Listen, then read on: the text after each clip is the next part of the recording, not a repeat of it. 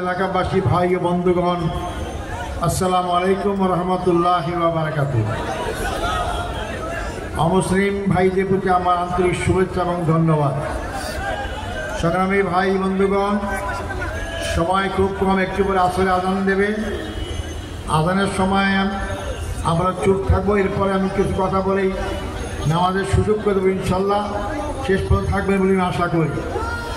সংগ্রামী ভাই ও বন্ধুগণ, আমি ফাঁসির কাষ্ঠ থেকে আপনাদের সামনে আজকে হাজির হতে পেরেছি। আমি আল্লাহর লক্ষ শুকরিয়া আদায় করি যে আল্লাহ আমাকে শাহাদাতের মর্যাদা না দিয়ে আপনাদের কাছে ফিরিয়ে দিয়েছেন। জানি না আল্লাহ এর মাধ্যমে কি হাসিল করতে চান। আমি শহীদ হওয়ার জন্য প্রস্তুত ছিলাম। যখন আমার সুপ্রিম কোর্টের রায় বহাল করা হলো, আমি আমার জিনিসপত্র সব পরিবারকে বুঝিয়ে দিয়েছিলাম, সব বুঝিয়ে দিয়েছি। আমার যা কিছু মাল ছিল, যারা আসামি ছিল তাদেরকে দিয়েছি, ফাঁসির জন্য অপেক্ষা করব। কিন্তু আল্লাহর কি ফয়সালা, 2024 সালের 5ই আগস্ট এদেশের দামাল ছেলেরা, ছাত্র, যুবক, বৃদ্ধ, কৃষক, এমনকি শিশুরাও পর্যন্ত লক্ষ লক্ষ মানুষ রাজপথ প্রকম্পিত করে স্বৈরাচারকে শুধু ক্ষমতাচ্যুতই করেনি, দেশ থেকে বিতাড়িত করেছে এবং আমাদেরকে বিতাড়িত করতে ওখানে নিজেই চলে গিয়েছেন।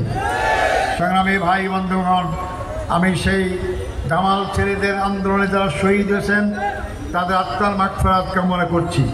যারা এখনও পঙ্গুত্ব বরণ করছেন তাদেরকে পর্যাপ্ত শিক্ষা এবং সাহায্যের জন্য সরকারের কাছে দাবি জানাচ্ছি। সংগ্রামী ভাই বন্ধুগণ, আমরা জামাত ইসলামীর পক্ষ থেকে যারা শহীদ হয়েছেন তাদের পরিবারের সাথে আমিরের জামাত যোগাযোগ করেছেন। আমাদেরকে যতদূর সম্ভব তাদের সাহায্য করেছি। আমার কি অপরাধ ছিল?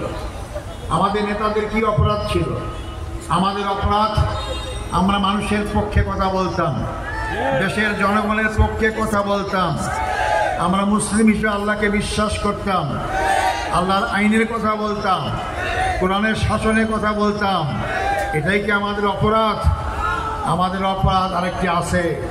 যারা এই অপরাধের জন্যই আমাদেরকে দুনিয়া থেকে মিটিয়ে দিয়ে জামাত ইসলামের কাজকে স্তব্ধ করতে চেয়েছিল, তা হচ্ছে আমরা চেয়েছি বাংলাদেশ স্বাধীন হয়েছে, দেশের জনগণ এই দেশকে শাসন করবে, কারো দাদাগিরিতে এই দেশ চলবে না।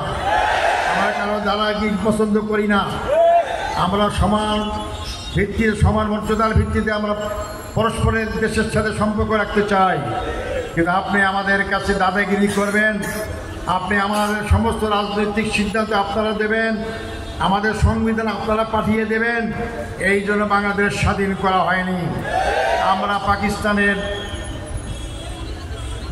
রাওয়ালপিন্ডি থেকে দিল্লির কাছে আমরা নত স্বীকার করে দেশ স্বাধীন করা হয় নাই। আমরা স্বাধীন থাকতে চাই, আমরা তার প্রতিবাদ করেছি।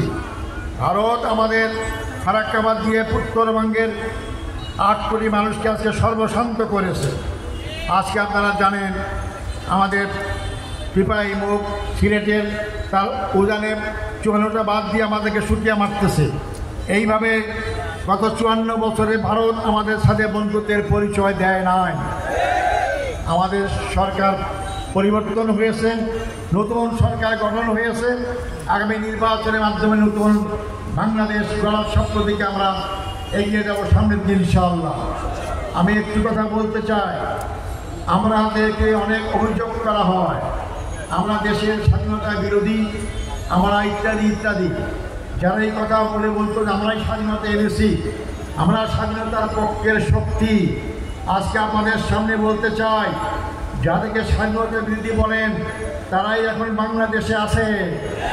আর যারা স্বাধীনতার পক্ষে বলেন তারা ওই ভারতের কাছেই আশ্রয় নিয়েছে। কোন ভারত?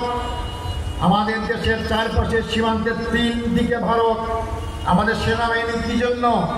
সেনাবাহিনী আমার দেশ রক্ষা করার জন্য। কাদের হাত থেকে দেশ রক্ষা করবে? পাশের দেশ থেকে হাত রক্ষা করবে।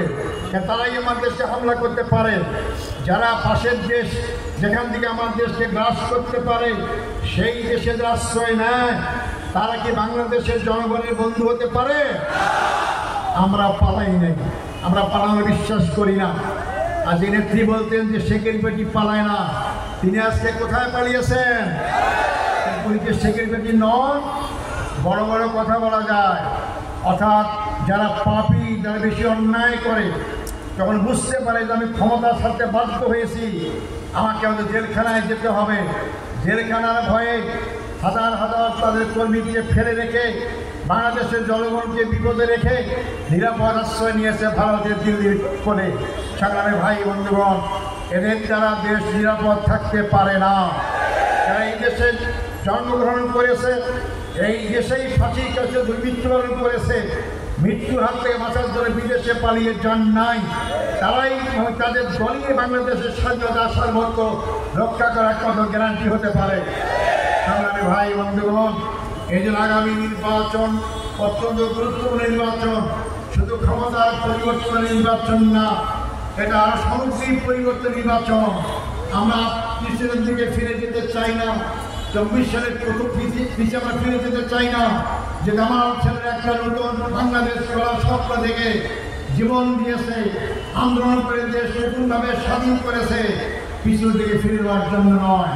আবার শরীর শাসক কায়েম হবে, আবার দুর্নীতিবাদ সর্বরাজ্য হবে, আবার সন্ত্রাস চাঁদাবাদী মানুষ অতিষ্ঠ হয়ে যাবে। এই দিকে আমার দেশকে নিয়ে যেতে পারি না। এই জন্য জুলাই সনদ হয়েছে, আমরা সব দল জুলাই সনদে স্বাক্ষর দিয়েছি।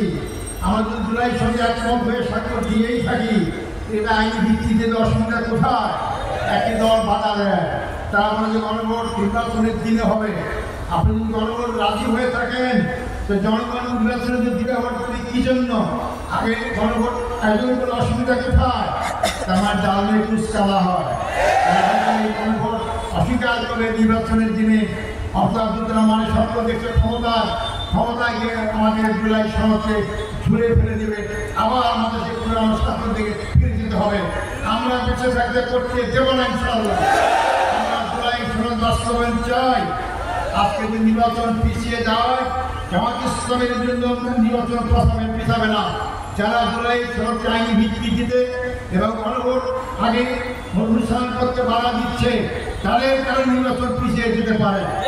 এই জন্য আপনারা যদি গণভোট অস্বীকার না করে থাকেন, আপনি অবিলম্বে নভেম্বর মাসের মধ্যে গণভোটের আয়োজন করেন, তাহলে তো আমরা ফেব্রুয়ারি মাসের মধ্যে নির্বাচন করতে পারবো ইনশাল্লাহ। তাই আপনারা ওজন কিন্তু যুদ্ধ খেয়ে থাকবেন না।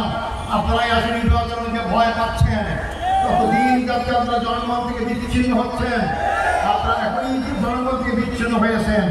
আপনাদের যারা প্রার্থী ঘোষণা করেছেন, তারা বহুদিন থেকে এলাকায় আসে না, তাই এলাকায় আসার জনগণ থেকে মিশে না।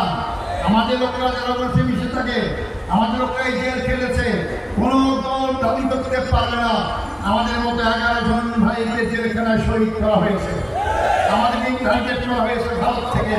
কারণ তারা